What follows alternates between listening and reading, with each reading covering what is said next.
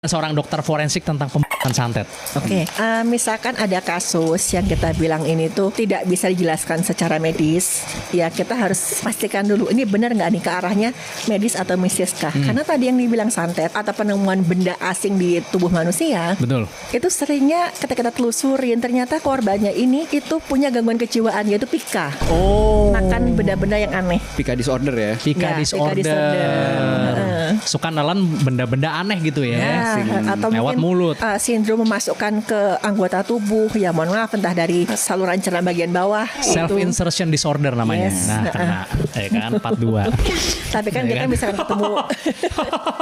Ya kan terus. Makanya begitu kita ketemu benda asing, kita lihat dulu nih, ada nggak cedera di bagian lehernya, ada nggak luka-luka keriwat kejiwaannya seperti apa gitu.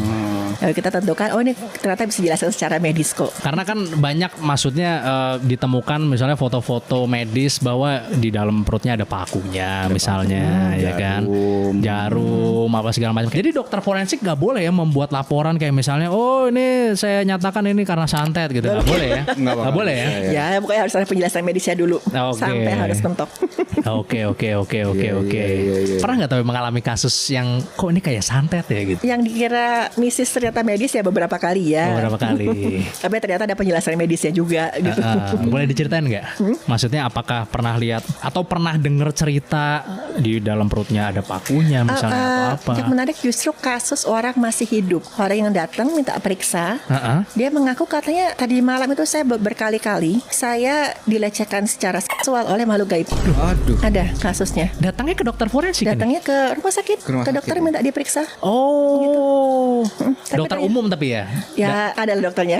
Oh, ada. Sampai akhirnya melibatkan tim forensik itu juga untuk mengecek kondisi tubuhnya. Tapi ternyata sama sekali nggak ada luka, nggak ada luka di alat kelaminnya juga nggak ada tanda-tanda luka, ya? Nggak ada tanda-tanda. Heeh. Nggak ada tanda-tanda Tapi- insertion ya? Ya tapi ya ada juga ini Penetrasi. ngomong dia tetap ngotot gitu. Ya namanya juga saya diperlakukan seperti ini oleh makhluk gaib tak kasat Gaib. mata gitu Mana kan. ada Ya mana ada jejaknya. bekasnya Oh. gitu.